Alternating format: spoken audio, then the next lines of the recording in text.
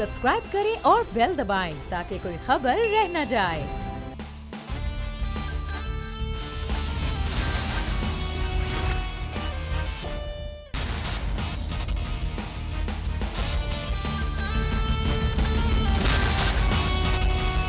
अस्सलामुअलैकुम। The special report with Mudassar Iqbal के साथ हाजिर खिदमत है। नाज़रीन, रोज चौक चौराहों और सड़कों पर हमें नजर आता है कि पाकिस्तान में किस तरह से पुलिस हमारी हिफाजत के लिए मौजूद होती है। और आज एक ऐसा ही वाकया कराची में गुलिस्तान जौहर में पेश आया, जहां पर एडिशनल SHO अब्दुल रहीम शहीद हो गए। मुल्जिमान और पेशावर मुल्जिमान का मुकाबला करते हुए तो आज के प्रोग्राम का आगाज करेंगे ऐसे ही एक शहीद, ऐसे ही एक जवान को जिसका आज ये वाकया पेश आया है, सलाम पेश करते हुए और सैल्यूट करते हुए कि ऐसे जवान, ऐसे अफसरान हमारी पुलिस में मौजूद हैं जिसकी वजह से आज आप और हम बेहतर तौर पर कराची न सिर्फ बल्कि पूरे पाकिस्तान में हालात को लेकर चल रहे हैं। बहुत से ऐसे वाकयात हैं जिसपे कहा जाता है कि पुलिस वाले खुद मुलव्विस हैं, लेकिन उसके साथ साथ कराची शहर ही सिंध के दीगर शहर, पूरे पाकिस्तान की पुलिस के ऐसे बहुत से जवान, ऐसे बहुत से अफसरान शहीद हुए जो सिर्फ और सिर्फ आपको और मुझे बचाते हुए हैं। आज हम बात करेंगे इस सारी सूरत हाल पर कि आज ये वाकया क्या हुआ है। एनी शाहिदीन भी हमारे साथ होंगे, हमारे रिपोर्टर राव अफनान हमारे साथ मौजूद हैं जिन्होंने इस पूरे वाकये को कवर किया और इस वक्त वो एनी शाहिद के साथ मौजूद हैं। राव अफनान, क्या एनी शाहिदीन बता रहे हैं कि उस वक्त क्या वाकया हुआ? जी बिल्कुल, गुलिस्तान जौहर ब्लॉक 1 के अंदर आज एक पुलिस मुकाबला हुआ जिसके अंदर सब इंस्पेक्टर जो एडिशनल SHO रहीम खान है वो शहीद हो चुके हैं। तो एनी शाहिदीन से जानेंगे कितने बजे का वाकया है और उन्होंने अपनी आंख से क्या देखा। अंकल ये बताइएगा कितने बजे का वाकया है और तब फायरिंग हुई, तब आप लोग कहाँ पर थे, मुल्जिमान कहाँ पर थे, पुलिस कहाँ पर थी, वो बताइएगा। सर जी, हम तो यहीं बैठे हुए थे अपने सूबिया प्राइड के सामने। जब हमने फायरिंग की आवाज़ सुनी तो हम सीधे अंदर भाग गए क्योंकि फायरिंग देखी और फायरिंग की आवाज़ें आ रही थी बस। अच्छा अंकल, बताया जाता है मुल्जिमान इधर खड़े हुए थे और इधर से कामरान चुरंगी की तरफ फरार हुए हैं और इस जानिब जो है वो पुलिस मोबाइल थी जो दो तरफा फायरिंग हो रही थी। तो क्या आपने वाइट करोला के अंदर देखा कितने सवार थे? करोला के दो नज़र में आई लेकिन आदमी नहीं देख सका मैं कितने आदमी थे। वाइट करोला सीधी इधर कॉन्टिनेंटल की रोड के ऊपर चली गई। ठीक है। अच्छा, एक और एनी शायद है, उनसे भी जानेंगे। आप बताइएगा जब फायरिंग हो रही थी तब आप कहाँ पर थे, फायर कहाँ कहाँ लगे, दो तरफा फायरिंग हो रही थी, क्या उस वक्त क्या लम्हात थे वो बताइएगा। बस मैंने तो फायरिंग का आवाज़ सुना तो वो फायरिंग का गोली यहाँ ऊपर दरख्त में लग गया तो हम लोग अंदर भाग गया अब जान बचाने के लिए। तो और भाग गया तो हम लोगों ने नहीं देखा। और कितने फायर हुए, कुछ ऐसी कोई अदाद शुमार? ये तो नहीं पता मुझे कितना फायर हुआ। जी बिल्कुल, आपने देखा एनी शाहिद बता रहे थे, कैमरामैन रेहान दिखा सकते हैं, ये वो मुकाम है जहाँ मुकाबला हुआ और यहाँ से जो मुल्जिमान है पुलिस के ऊपर फायरिंग करने के बाद जो है कामरान चुरंगी की तरफ फ़रार होने में कामयाब हो गए। मुल्जिमान की जानिब से दो गाड़ियाँ भी तब्दील की गई। सफ़ेद करोला के बाद उन्होंने ग्रे कलर की शाहिदीन के मुताबिक कि क्या सूरत हाल उन्होंने देखी है, लेकिन अब तक पुलिस ने क्या कार्रवाई की है, ये मामला क्या है, इस सूरत हाल पर बात करेंगे। इस वक्त हमारे साथ मौजूद हैं डॉक्टर जमील अहमद साहब, एडिशनल IG हैं। बहुत शुक्रिया डॉक्टर जमील अहमद साहब आपके वक्त का। पहले तो सबसे एक ताज़ियत भी है लेकिन एक साथ ही साथ शहीद के लिए फ़ख्र भी होता है। हम सलूट पेश करते हैं, खराज अकीदत पेश करते हैं अब्दुल रहीम साहब की शहादत के हवाले से। लेकिन ये वाकया किस तरह से है जो पुलिस ने अब तक की तफ्तीश की है? देखिए, जो अब तक की इंफॉर्मेशन जो मैंने मीडिया पे देखा है, कुछ सोशल मीडिया पे चीज़ें सामने आई हैं, अभी आप एनी शाहिदों के भी बयान जो है वो सुना रहे थे। तो बेसिकली ये इतला थी कि एक वाइट करोला में क्रिमिनल्स विद हैवी वेपन्स घूम रहे हैं किसी वारदात के इरादे से। तो इस इंफॉर्मेशन के दौरान जो है इनको ट्रेस और इनको अरेस्ट करने के लिए निकले हैं। और ये अब एक इत्तेफाक है कि वो अलर्ट थे और चूंकि वो एक वारदात की नीयत से निकले थे और उन्होंने गोलियां चेंबर में डाली हुई थी, तो जो फायरिंग हुई अनफॉर्चुनेटली दो गोलियां जो हैं कम से कम हमारे शहीद रहीम खान को कंधे पे लगी और इनमें से एक गोली ने उनके दिल को भी डैमेज किया जो उनकी शहादत की वजह बना। और मैं सलूट करता हूँ इनको। ये हर किसी को पता होता है कि हैवी वेपन के साथ अगर एक गाड़ी में इस्तेमाल कर रहे हैं तो वो खोल सकते हैं, लेकिन किसी भी खौफ को खातिर में रखे बगैर ये निकले हैं और in the line of duty इन्होंने उनके साथ मुकाबला किया है। ये उनको हिला के गिरफ्तार करने में कामयाब नहीं हुए, लेकिन in the line of duty effort करते हुए उन्होंने अपनी जान आफरीद के सपोर्ट की है। लेकिन बात पुलिस की एक दूसरी मोबाइल ने इस गाड़ी को जब ये फरार होने की कोशिश कर रहे थे हिट किया है और इनमें से एक या ज्यादा लोग जख्मी भी हैं और उम्मीद है कि वो किसी न किसी हॉस्पिटल में इलाज के लिए जाएंगे, जिसके लिए जो भी कुर्बो जवार के हॉस्पिटल्स हैं वहां पर पुलिस की टीमें मौजूद हैं और वो सर्च कर रही हैं कि कोई भी मशकूक जख्मी शख्स अगर आता है तो उससे इंटरोगेट किया जाए।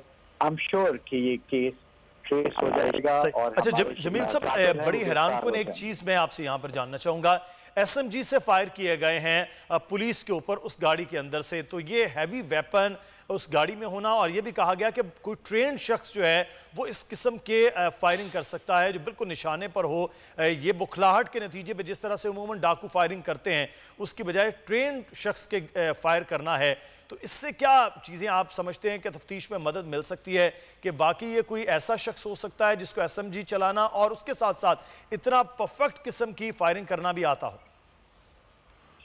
जी, ये डेफिनेटली या तो हार्डन्ड क्रिमिनल्स हैं जिनका माजी में भी बड़ा तजर्बा है और इन्होंने बाकायदा ट्रेनिंग ली हुई है और इन्होंने जरूर माजी में भी लोगों को मर्डर किया होगा और लोगों को रॉब किया होगा। और दूसरी पॉसिबिलिटी एक रिमोट ये भी है तंजीम से ताल्लुक हो, लेकिन ये सब अभी ये इनिशियल असेसमेंट्स हैं।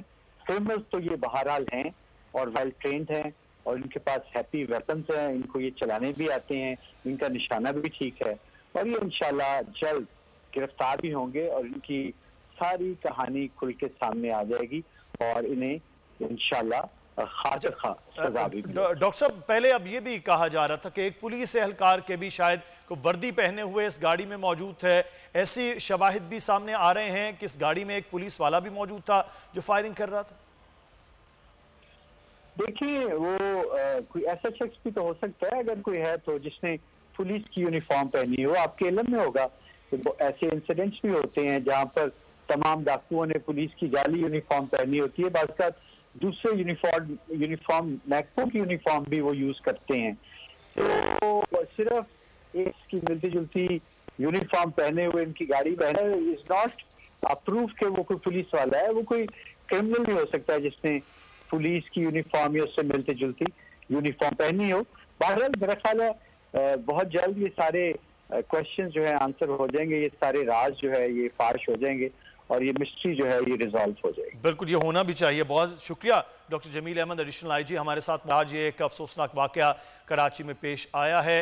अब देखना ये है कि पुलिस कितनी तेज़ी के साथ इस तमाम तर मामले को हल करती है। आगे बढ़ेंगे, एक और बड़ा अहम मामला है और वो मामला है पाकिस्तान और भारत के दरमियान ताल्लुकात के हवाले से, जिसमें एक और अजीबो गरीब वाकया पेश आया है कि 11 पाकिस्तानी हिंदुओं का कत्ल किया गया जोधपुर में इंडिया में, लेकिन उसके बावजूद अभी तक कोई तफ्तीश, कोई चीज़ जो है वो सामने नहीं आ सकी है। पाकिस्तान में हिंदू मुसलसल एहतजाज कर रहे हैं, भारतीय हाई कमीशन के बाहर भी, और साथ ही साथ आज वज़ीर आज़म पाकिस्तान इमरान खान आज तकरीर भी करने जा रहे हैं। उनका खिताब भी होगा अक़वाम मुत्तहिदा में, जहाँ मसला कश्मीर के हवाले से बात होगी, वहीं पर पाक भारत ताल्लुकात में पेचीदगी और ख़ित्ते के अंदर बदलती हुई सूरत हाल के हवाले से भी यकीनी तौर पर बात होगी। हम बात करेंगे। इस वक्त हमारे साथ मौजूद हैं सीनियर तजज़ियाकार डॉक्टर हुमा बकाई साहबा। बहुत शुक्रिया डॉक्टर साहबा आपके वक्त का। सबसे पहले तो मैं बात करेंगे हम ये जो वाक़या पेश आया भारत में डॉक्टर साहबा कि ये इंडिया में आना जाना होता है इन हिंदुओं का, अपने वहाँ पर मुख्तलिफ जो मुतबर्रकात हैं वहाँ पर जाने के लिए विज़िट्स होते हैं, लेकिन ये जिस किस्म का वाक़या हुआ है उसके बाद अब ये कहा गया कि बाकायदा प्लान करके ये कत्ल किया गया। और ये भी कहा गया, डॉक्टर उमेश कुमार बता रहे थे कि पाकिस्तानी हिंदुओं को जासूसी के लिए कहा जाने के बाद ये तमाम तर चीज़ें हुई हैं।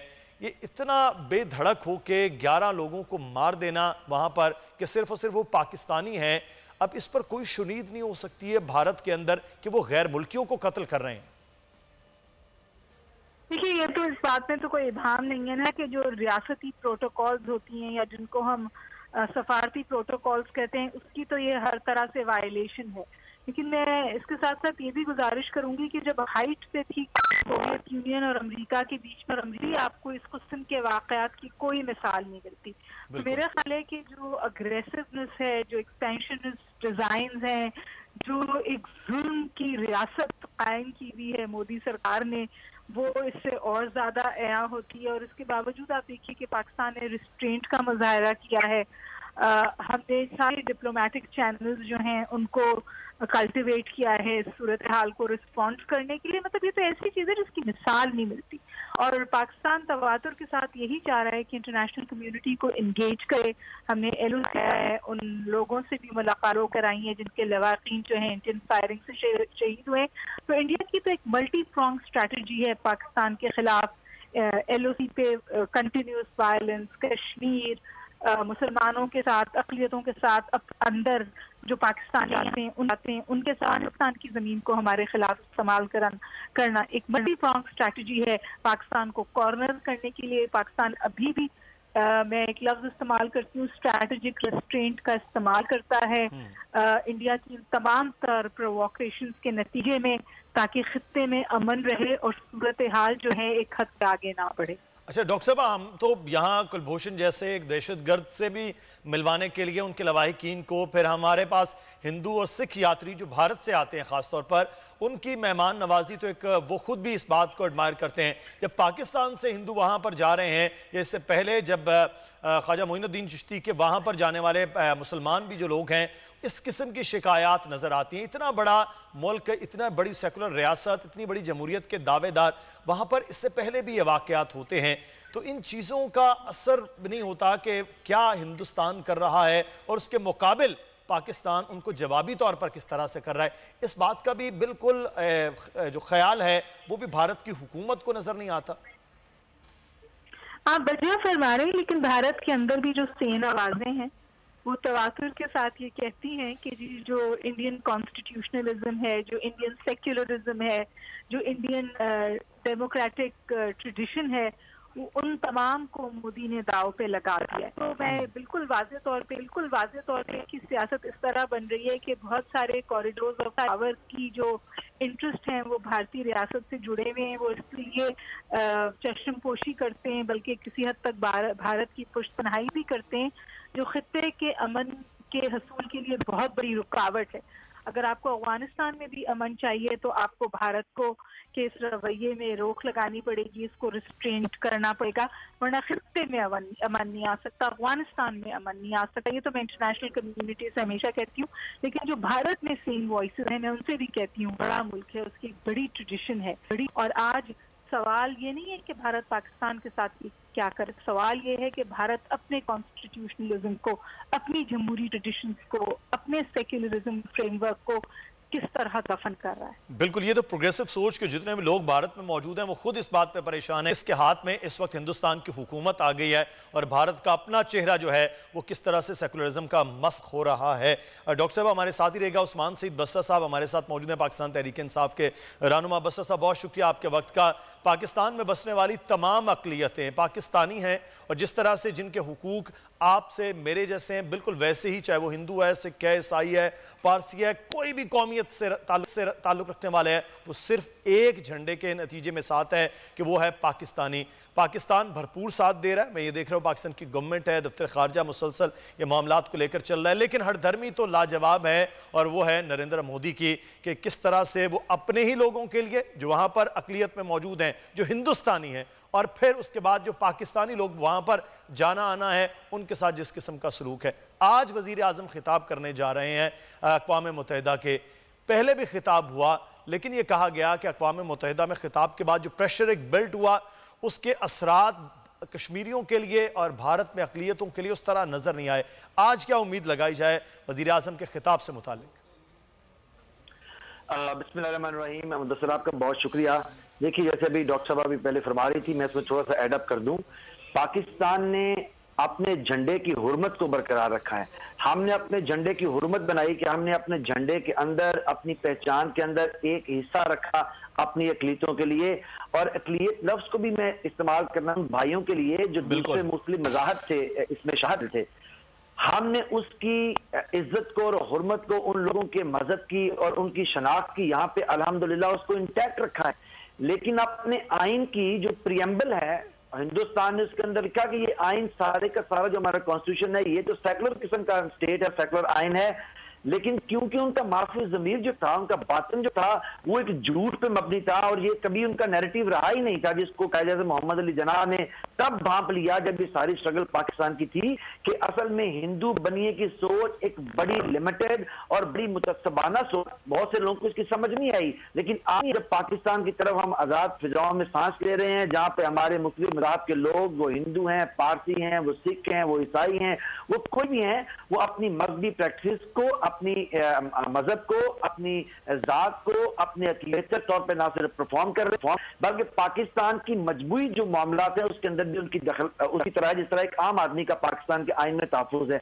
लेकिन आप देखिए भारत का वो मकरूह चेहरा दुनिया ने देखा है कि जो हमारे जो लीडर्स थे, यानी कायदे मोहम्मद अली जिन्ना और तमाम हमारी लीडरशिप उस वक्त की, जो मुत्तहिदा हिंदुस्तान के वो खिलाफ थे, वो सब उनको इस बात की समझ थी कि असल में हिंदू की सोच एक हिंदुस्तान, इनकी हिंदुओं के रहने की जगह जिसमें सिर्फ हिंदू प्रैक्टिस हो सके, मजहब की भी और अकायद की भी, और अमलन जो हिंदू आइडियोलॉजी है उसकी परवान चढ़ाया जाए, वो एक उस हिस्से के लिए कोशिश कर रहे हैं, मानों का, सिखों का, ईसाइयों का, दलितों का, पारसियों का और तमाम दूसरे मज़हब का जो हिंदू मजहब से मुतसादम है, उनका वहां पे एग्जिस्टेंस नहीं होगी। अब वक्त ने साबित कर दिया। आप देखिए कि आज हिंदुस्तान में तो 11 हिंदू कत्ल पाकिस्तानी कर दिए गए, वो तो अपने मजहब के भी नहीं, वो तो पाकिस्तान की मुखालिफत में इतने हैं कि जो पाकिस्तानी हिंदू हैं उनको भी उन्होंने वहां पर जोधपुर में जिस तरह से बेईमाना कत्ल हुआ है उसकी भी मिसाल नहीं मिलती। तो हम तो उनके वो हिंदुइज्म की भी बात अगर करें तो पाकिस्तान से नफरत है, चाहे पाकिस्तान से ताल्लुक़ रखने वाला मुसलमान हो या ना हो, वो पाकिस्तान मुखालिफत में। अब पिछले दिनों में जिस तरह से गुरुद्वारा करतारपुर के हवाले से मामलात हुए, तो पाकिस्तानी सिखों के खिलाफ जिस तरह से प्रोपेगेंडा किया गया इंडिया के अंदर से, वो भी अब आपके सामने है। वहाँ ये मामला नहीं है कि कौन है कौन नहीं, सिर्फ पाकिस्तानी है तो उसके खिलाफ हर तरह का हथकंडा इस्तेमाल करने की वो बात हो रही है। लेकिन बस साहब मैं ये जानना चाहूँगा, एक बड़ा अहम मामला है, वज़ीर आज़म पाकिस्तान ने जिस तरह से कश्मीर के हवाले से बात की, बहुत बड़े ममालिक ने पाकिस्तान का भरपूर साथ भी दिया, आज जो है वो भी साथ हो रहे हैं। मिशाल मलिक साहबा भी हमारे साथ मौजूद, भी खुशामदीद कहते हैं प्रोग्राम में। मिशाल मलिक साहबा, एक तो ये वाकया जिस पे आपने भी सुना कि किस तरह से वहीमाना कत्ल किया गया 11 हिंदुओं, पाकिस्तानी हिंदुओं का हिंदुस्तान के अंदर। दूसरा मसला है कि रोज़ इस तरह के वाकयात कश्मीर में पेश आ रहे हैं, जो कश्मीरियों को कत्ल किया जा रहा है।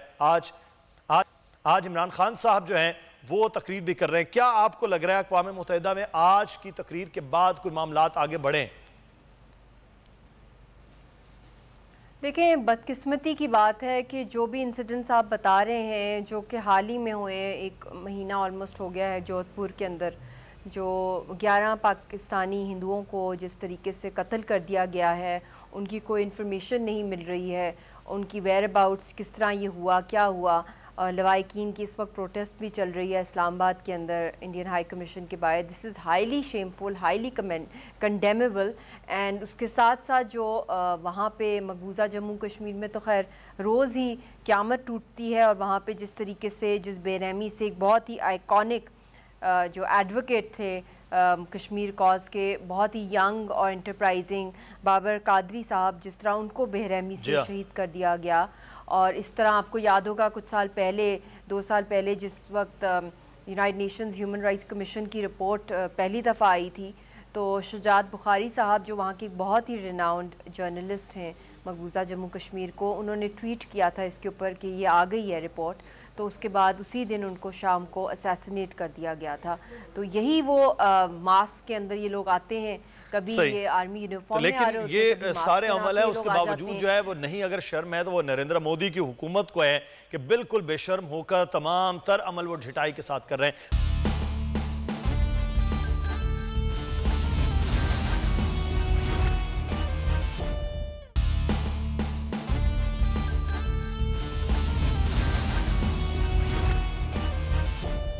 हम बात कर रहे हैं इस वक्त कश्मीर की सूरत हाल के हवाले से। मिशाल मलिक साहबा हमारे साथ मौजूद हैं। मिशाल मलिक साहबा, एक तो आप बात मुकम्मल कीजिएगा, दूसरा मामला यह है कि पाकिस्तान अपनी तय जो कोशिश कर रहा है वो भरपूर है, लेकिन उसके बावजूद भारत के अंदर जो सूरत हाल है कि जिस तरह से वहां पर अब आबादकारी का सिलसिला शुरू कर दिया गया है रिटायर्ड फौजियों के जरिए, वहां सरमायाकारों के जरिए, तो अब इस तमाम तरह अमल को कैसे रोका जाए?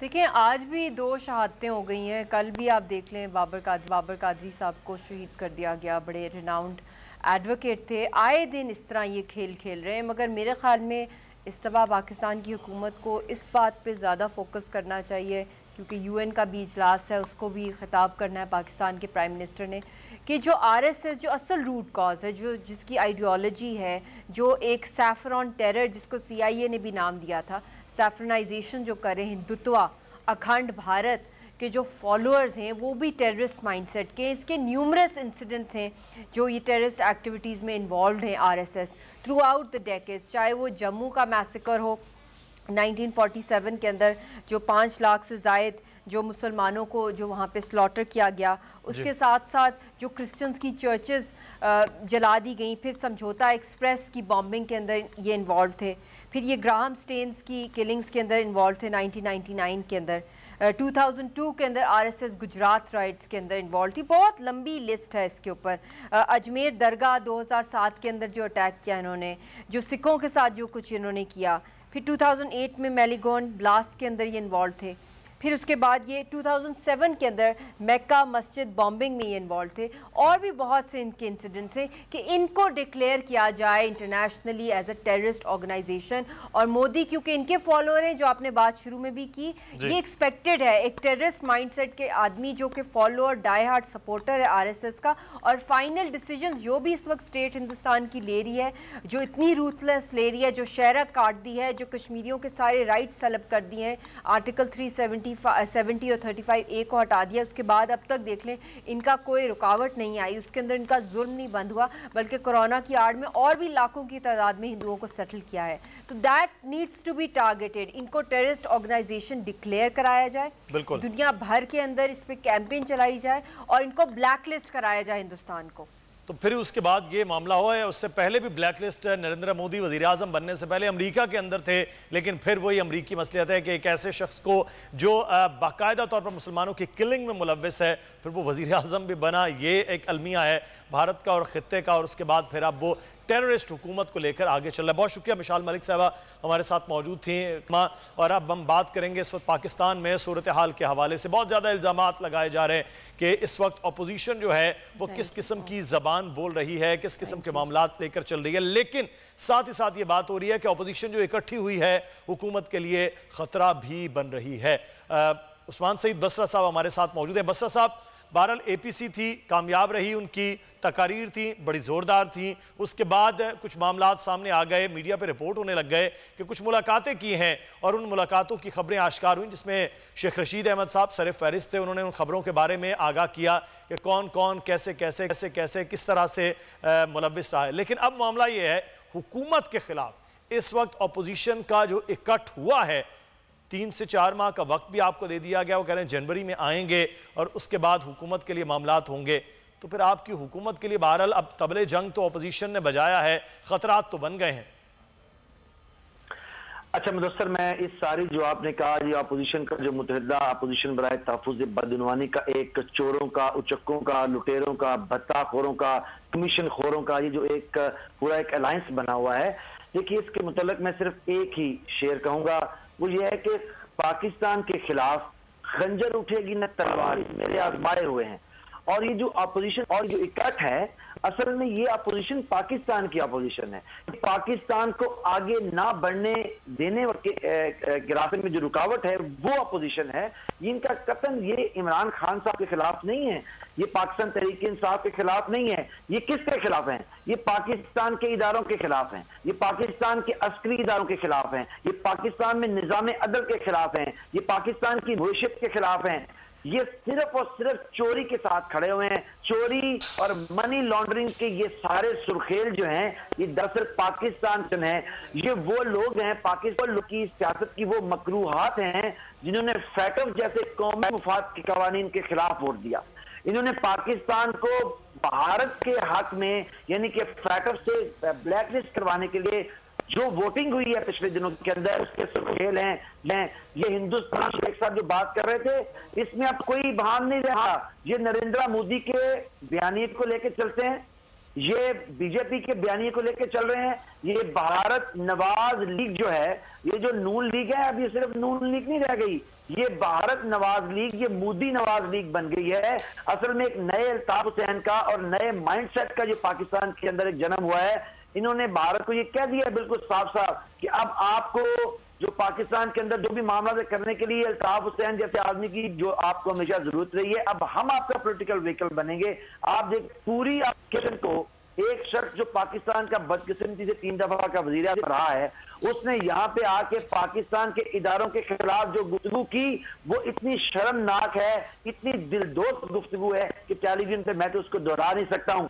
ये लोग, अब कोई ढकी छुपी बात नहीं है, ये अपोजिशन कर रहे हैं पाकिस्तान की तरक्की की, ये अपोजिशन कर रहे हैं। लेकिन सर बसरा साहब, ये कैसी फिर तरक्की का मामला है कि जो आपके दौरे हुकूमत में पिछले 2 साल में कीमतें कहाँ हैं? अब तो हालिया जो कल की खबर थी कि अद्वियात की कीमतें तक भी अब 260% तक बढ़ा दी गई हैं, तो फिर गरीब आदमी के लिए आप क्या कर रहे हैं सर? अपोजिशन तो चलो ठीक है, जिनके खिलाफ जो कर रहे हैं। करना चाहूंगा, देखिए मुदस्सर, मैं थोड़ी सी तस्दीक करना चाहूंगा। अद्वियात की कीमतें जो हैं वो 200 अद्वियात की कीमतें, नवियात की कीमतें 12% के दरमियान बढ़ी हैं, जो मुख्तलिफ अद्वियात हैं, तो लिहाजा ये 260% नहीं बढ़ी हैं, पहली बात।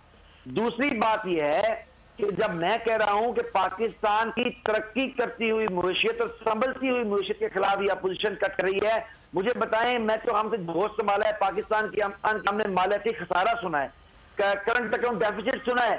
ये आज आपके वजीर आजम इमरान खान और उनकी लीडरशिप है कि पाकिस्तान का जो मालियाती खसारा है वो पहली दफा खत्म हो गया है। ये तरक्की करती हुई मुआशियत है जिसके खिलाफ ये अपोजिशन है। पाकिस्तान जैसी सिचुएशन के अंदर बसरा साहब वो ठीक है, आप माफिया के खिलाफ जैसे आप शिकंजा करते हैं, वो चीनी 96 रुपए किलो ले जाते हैं, जैसे माफिया के खिलाफ आप शिकंजा कसने की कोशिश करते हैं, वो आटे को 26 रुपए किलो मजीद महंगा कर देते हैं। जैसे माफिया के खिलाफ आप काम करते हैं, अद्वियात की कीमतें बढ़ जाती हैं। ये माफिया को छोड़ दें खुला, शायद कीमतें कुछ नीचे आ जाए। नहीं मुदस्सर, देखिए मैं लेट मी टॉक, जब मुझे 1 मिनट दे दीजिए, मैं इस नैरेटिव को बिल्कुल रद्द करता हूं। देखिए माफिया ने पाकिस्तान के अंदर 72 साल से पंजे गाड़े हुए हैं। ये अद्वियात का माफिया है, ये चीनी का माफिया, ये गंदम का माफिया, ये ठेके और बत्तों का। ये पाकिस्तान में कोई एक जगह तो बताएं जहां ये माफिया नहीं बैठा हुआ। जब आप इन माफिया पे हाथ डालेंगे, मैं आपके प्राइम मिनिस्टर ने पहले दिन से कह दिया था, ये सब इकट्ठे होते, ये कीमतों का मसला भी खड़ा करेंगे, ये शॉर्टेज भी पैदा करेंगे, लेकिन ये जंग अल्टीमेटली पाकिस्तान के 23 करोड़ अवाम अपने वजीर आज़म की लीडरशिप में जीत के दिखाएंगे। ये हमें वक्ती तौर पर ब्लैकमेल तो कर सकते हैं, लेकिन मेरा वजीर आज़म इनके सामने सरेंडर नहीं करेगा। ये जंग है और जंग लाजिम है, तो फिर लश्कर नहीं देखे जाते। मेरा वजीर आज़म, पाकिस्तान का वजीर आज़म आज इनके खिलाफ बरसरे पेकार है, और ये कुछ दिन की बात है, कुछ और अंधेरा बढ़ेगा, लेकिन सफेद शहर को नमूदार होने से अब ये रोक नहीं पाएंगे हम इनके। नंबर 1। दूसरी बात सर बिल्कुल वो उस पाकिस्तान को नमूदार जरूर होना चाहिए, लेकिन जो इस वक्त सूरत हाल इमारदारों की है उनकी भी अहवाल जान लेते हैं। फैसलाबाद में कीमतें जब बढ़ी हैं तो सूरत हाल रहेगा। उस्मान साहब फैसलाबाद की सूरत हाल जानते हैं जी, खबर आगाह कीजिएगा। जी बिल्कुल, हुकूमत की जानिब से अद्वियात की कीमतों में हालिया ऐलान से अवाम चकरा कर रह गए हैं। बहुत सारी ऐसी अद्वियात हैं जो एमरजेंसी में इस्तेमाल होती हैं, जिनमें कैंसर की अद्वियात, ब्लड प्रेशर की अद्वियात और मुख्तलिफ किस्म की वैक्सीन है, जिनकी कीमतों में इजाफे का ऐलान किया गया है, जो कि आम अफराद को जो है हर वक्त उन अद्वियात की ज़रूरत रहती थी। लोगों का कहना है कि वो अद्वियात तो पहले ही नहीं खरीद सकते थे, मजीद महंगी होने से गरीब की पहुँच से दूर हो जाएंगी। यहाँ पर इस वक्त हम फैसलाबाद अलाइड मोड़ पर मुख्तलिफ मेडिकल स्टोर्स हैं, यहाँ पर मौजूद हैं। यहाँ पर मौजूद शहरियों से जानने की कोशिश करते हैं इनका इस हवाले से क्या कहना है। भाई, जो कीमतों में इजाफे का ऐलान किया गया, इसके हवाले से आप क्या कहते हैं? मेडिसिन तो पहले काफ़ी महंगी थी पाकिस्तान में, तो अब तो गवर्नमेंट ने बहुत ज़्यादा महंगाई कर दी है। इसकी वजह से तो बहुत ज़्यादा महंगाई हो जाएगी। अब गरीब आदमी तो पहले मेडिसिन ख़रीदने से बड़ी मुश्किल से ख़रीदता है, उसका तो पहले मेडिसिन ख़रीदने के बाद गुजारा बड़ी मुश्किल से होता है। तो ये तो बहुत बड़ा गवर्नमेंट ने गलत काम किया है, उनको ये महंगी नहीं करनी चाहिए थी मेडिसिन। जी यहाँ पर मौजूद शहरी की आपने गुफ्तगू सुनी, इनका कहना है कि हुकूमत को चाहिए था कि मेडिसिन की कीमतों में कमी वाक़या करते हैं, इसको मजीद महंगा कर दिया गया और वजह ये खबर हमें आगाह कर रहे थे आबाद की सूरत हाल से और इस्लामाबाद की भी सूरत हाल जान लेते हैं। वफाकी दारुल हुकूमत में भी अद्वियात की कीमतें बढ़ी हैं। इस वक्त हमारे नुमाइंदे इस्लामाबाद से भी हमारे साथ मौजूद हैं, उनसे भी सूरत हाल जान लेते हैं। अफजल, आगाह कीजिएगा, इस्लामाबाद में भी जो अद्वियात की कीमतें बढ़ी हैं, शहरियों का रद्द अमल क्या है?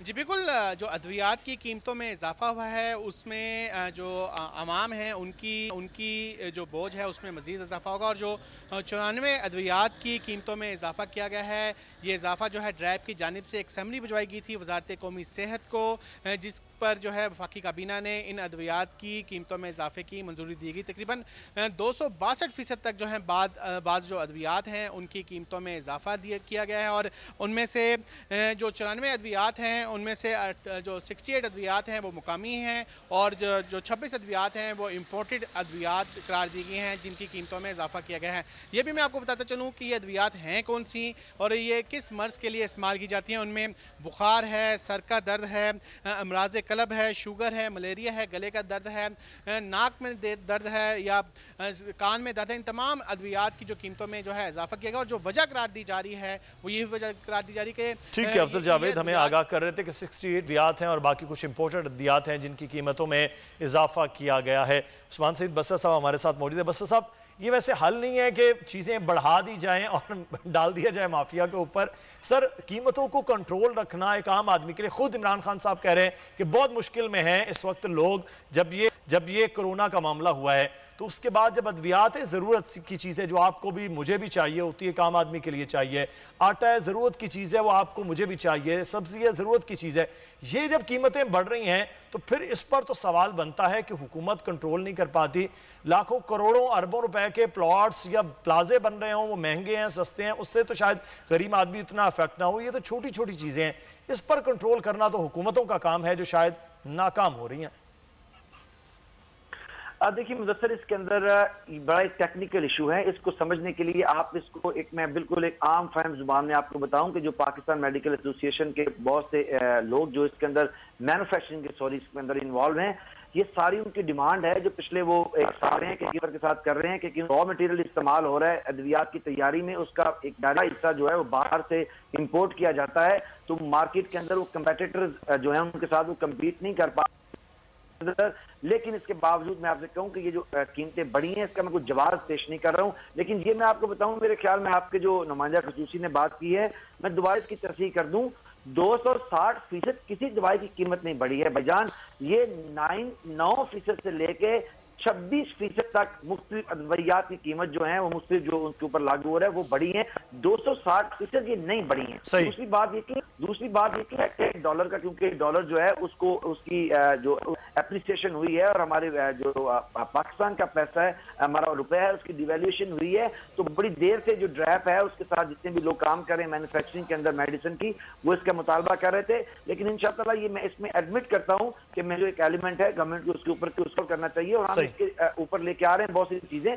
लेकिन एक मतलब बात करने वाली है वो देखी हुई है कि इस कोविड के सारे हालात के अंदर ये जो सारा आपने देखा, एक बदकिस्मती से एक नेचुरल क्लाइमिटी से हमारे ऊपर आई हुई, आपकी स्टॉक मार्केट ने बेहतर काम किया है अल्हम्दुलिल्लाह। दुनिया की पहली 5 बेहतरीन काम करने वाली स्टॉक मार्केट के अंदर आई है। आपका करंट अकाउंट डेफिसिट खत्म हुआ है, आपने बैरूनी कर्जे 10.9 बिलियन के अदा किए हैं, आपकी फॉरेन रेमिटेंसेस जो है वो 17.4% सही हो गया।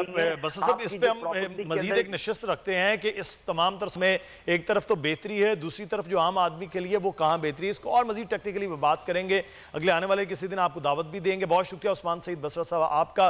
प्रोग्राम से मुदस्सर इकबाल को इस उम्मीद, इस तौर तवक्को के साथ इजाजत दीजिए कि जो हुकूमतें इस वक्त अवाम के लिए करने का सोच रही हैं वो रिफ्लेक्शन भी उसी तरह अवाम के लिए सामने आए, तो फिर अवाम कहे कि हुकूमत कुछ कर रही है। अल्लाह हाफिज।